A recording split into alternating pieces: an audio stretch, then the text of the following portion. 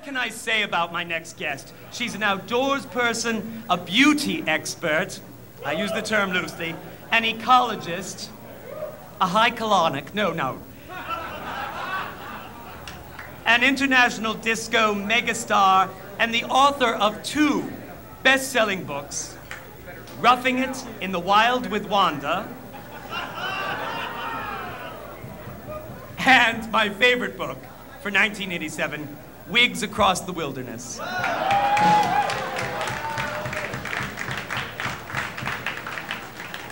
And I believe Wanda has Wigwam Village down the block from here. She's proven to me that the great outdoors are no longer just for macho men and lesbians. And by the way, macho men and lesbians are often one and the same. No, that's not true. I'm sorry, that's not true. But the outdoors can be for people like me too. I don't know which category I would fit in. A diamond maven. Please welcome, ladies and gentlemen, the unnatural naturalist, Wanda Wild. A big hand, please.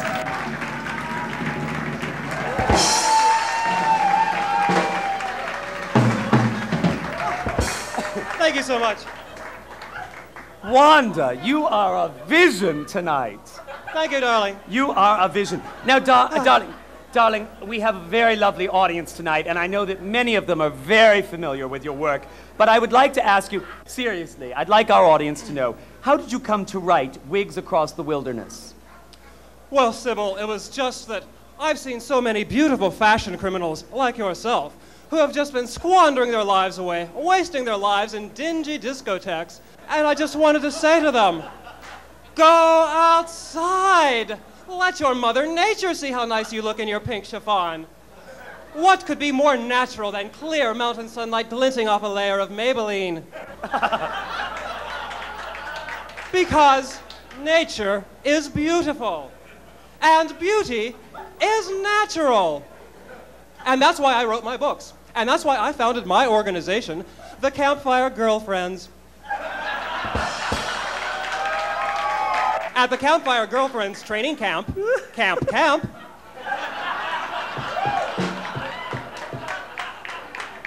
we teach wilderness conservation and ecologically appropriate glamour technology. Our motto is, take only memories, leave only pump prints. Because we are all dancers in the world eco-disco.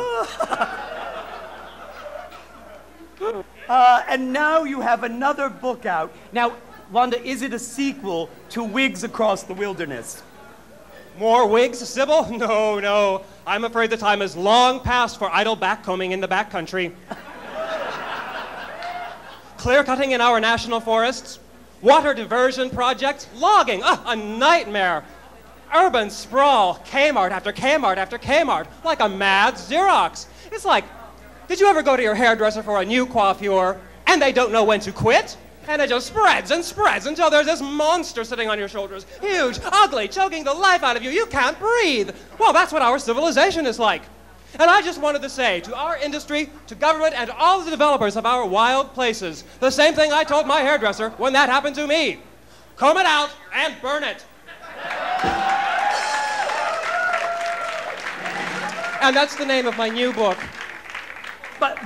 But Wanda, of course, some people say we need our natural resources. Surely there must be some good developers. The only good developer comes out of a bottle of Clairol.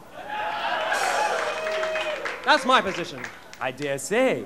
Well, that sounds very radical, but what can we do about it, darling? What can we do about it? We can do plenty. And all you need are the basic beauty items any campfire girlfriend carries in her survival compact. Ah. And of course, I carry mine with me at all times in my trusty old back purse. Oh, may we see it, darling. You just happened to have brought it with you, didn't you? And what an understated handbag it is, my dear. But that's nothing more than a little opera bag. Durable, lightweight, elegant. And it matches my dress. And there's nothing unnecessary in it. Everything I need is in here. Thermal underwear, like these fishnets, because you're always warm when you look hot. And a warm, dry change of wigs. But what about a tent? Sybil, darling, I'm wearing it. Ripstop sateen. And of course, at all times, I carry water purification tablets and 12 cartons of true menthols. Add your own personal makeup kit and you're wilderness worthy. Wanda, this is extraordinary planning ahead, but don't you need other equipment? I mean, knives or guns or something? Oh, bish and touch. Sybil, knives, guns. Hairspray.